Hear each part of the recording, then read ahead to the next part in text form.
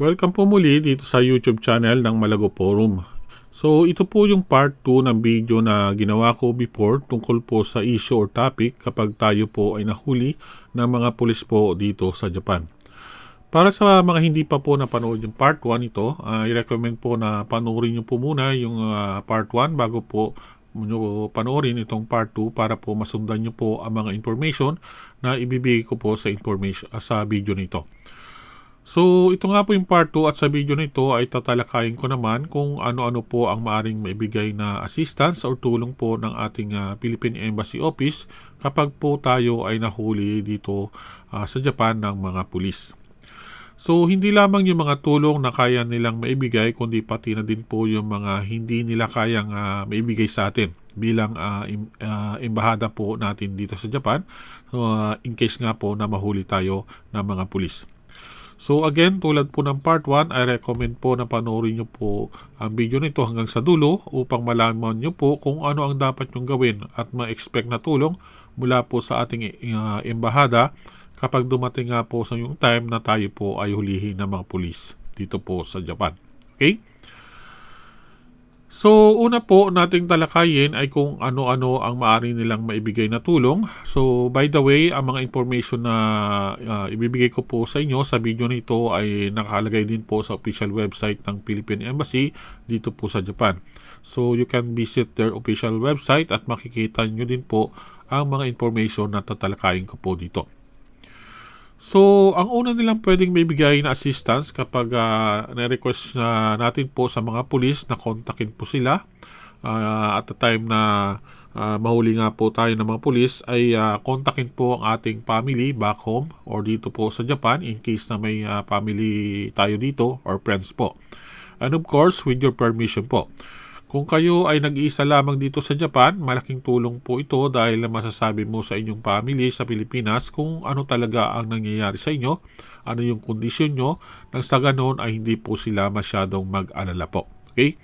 So yan po yung number 1 na assistance na pwede pong gawin sa atin ng Philippine Embassy.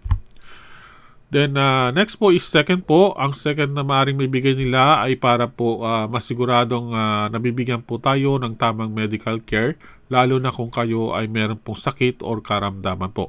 So sa tulong po nila, maaaring masabi mo sa mga pulis kung ano ang health status ninyo at the time na huli nga po tayo ng mga pulis nang sa ganun ay mabigyan kayo ng tamang treatment din po ng mga pulis sa loob ng presinto. Okay? So that is the second assistance na pwede po nilang maibigay. Then the third one po naman ay ang mabigyan po tayo ng mga kailangang information na available resources po na maaaring makatulong po sa atin sa kaso po na hinaharap po natin. So ito ay malaking bagay din po para malaman po natin kung ano ang maaaring gawin nating next step sa kasong hinaharap po natin at the time na huli nga po tayo ng mga pulis. Okay? So ito po yung unang tatlong assistance na pwede pong maibigay sa atin ng Philippine Embassy po. Tandaan po natin yan. Then the number 4 na assistance na maaring maibigay nila ay ang pakiusapan po sila na sila mag-request ng permit to visit you maybe regularly po sa loob ng presinto kung kinakailangan po ninyo. So maaring makagawa din sila ng paraan po na mabisita kayo ng family or friends po ninyo. So magiging malaking tulong po ito sa inyo. Okay? So tandaan nyo din po ang assistance nito na maaring nga pong maibigay nila.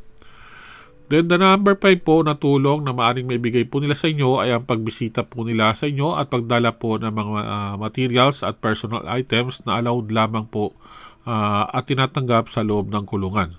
So malaking bagay din po ito dahil very limited lang din po ang mga available resources sa loob ng kulungan po. So kung meron kayong mga requests, pwede nyo pong sabihin sa Philippine Embassy. Basta't allowed yun na ipasok sa loob ng kulungan, maaaring yun makapagbigay po sila ng item na yun sa inyo. Okay? Then the last one po na tulong na maibibigay nila sa inyo ay para po makapag-facilitate sila na makontak po ang inyong family or friends para mapadalan po kayo ng pera na kakailanganin din po ninyo sa loob ng kulungan at maybe sa pambayad ninyo sa inyong lawyer na kinakailangan po ma-hire ninyo para po sa kaso ninyo. Okay? So this is also a big help po. So, ito po ang maaaring maibigay na tulong ng Philippine Embassy, itong binanggit kong anim po dito sa Japan kapag tayo po ay nahuli ng mga pulis. So, this is a very big help po.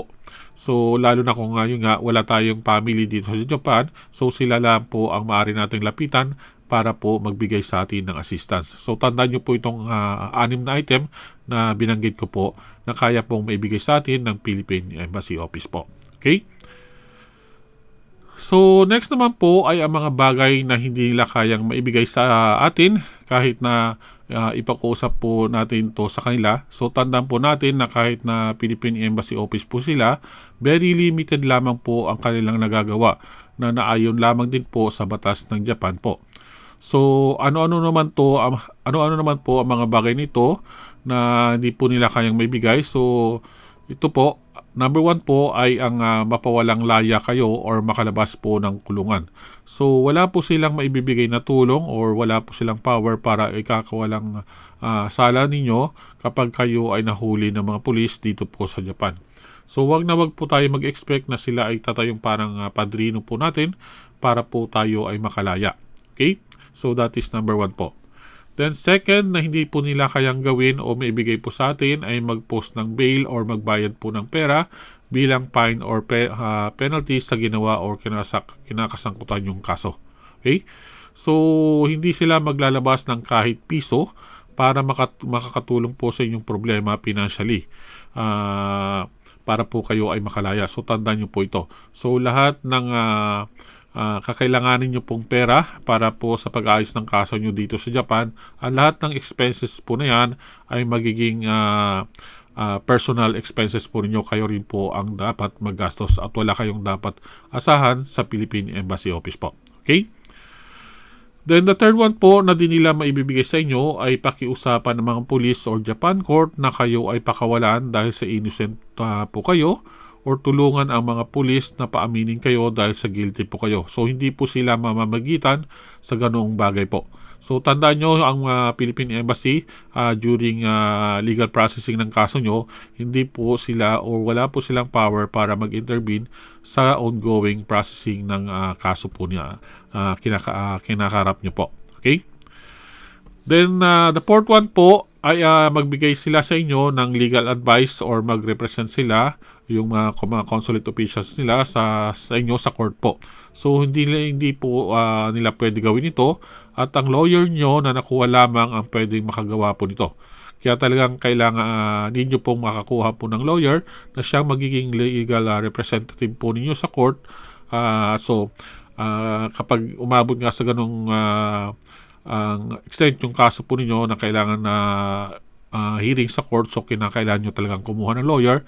Of course, yung gastusin po, sarili nyo na rin po yan. Okay?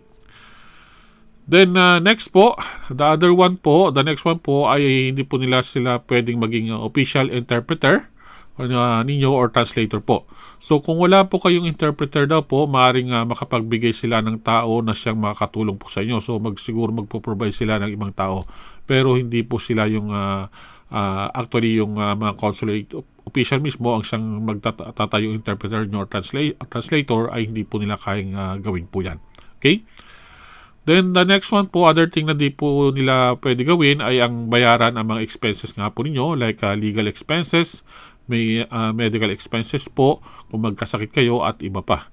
Ang mga ito ay magiging personal expenses nyo nga po kung kaya't magiging handa po tayo at siguraduhin na meron din kayong madudukot kapag dumating ang mga ganitong cases na nahuli nga tayo ng mga pulis. Okay?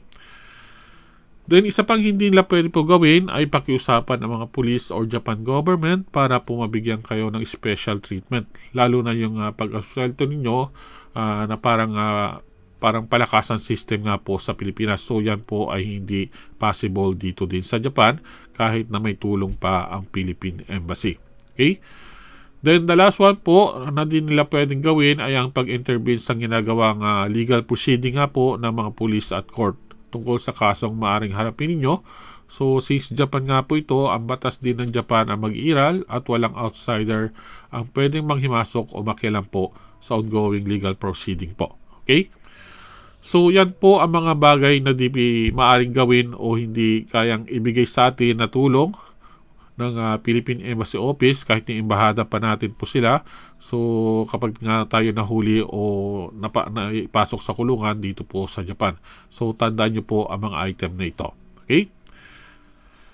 So bilang 1 point reminder lamang po, so last po, tandaan po natin na dito sa Japan, ang mga legal proceedings po nila ay iba po sa ginagawa po sa Pilipinas dahil nga po iba din po ang batas dito. Kung dito kayo na gumawa ng illegal activity or crime po, for sure na dito din po kayo sa Japan maaring mahatulan po. So, madalas na lumalabas sa mga news dito po sa Japan na yung mga Japanese na nasabit sa mga crime or illegal activity na nahuhuli sa Pilipinas ay dinadala po dito sa Japan. So, very common po ang mga ganyang cases po, mga news.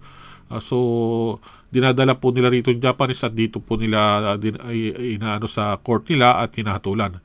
Pero halos wala pa ako narinig na news na ang isang Pilipino naman na nasabit dito sa Japan sa mga illegal activity or crime po ay inuwi po sa Pilipinas at doon hinatulan. So yan ang isa sa malaking pagkakaiba po talaga. So parang mas malakas yung Japan compared talaga sa Pilipinas pagdating sa mga ganitong bagay po. So ang responsibility lamang po sa atin ng Philippine Embassy ay para po mabigyan tayo ng assistance. Subalit ito ay very limited po. Kaya wag po tayo masyadong mag-expect. Ang mas mainam po talaga ay wag po tayong madawit sa anumang crime or illegal activity upang hindi po tayo mahuli ng mga pulis dito po sa Japan. Okay? So that's it po. I hope na nagiging clear na po sa inyo kung ano-ano ang maaring maibigay na tulong at alin-alin din po ang mga hindi nila kayang ibigay ng Philippine Embassy dito po sa Japan kapag nga po tayo ay nahuli ng mga pulis. So share this video po sa mga family or kaibigan po ninyo dito sa Japan para po maging aware din po sila. Marami pong salamat sa pakikinig.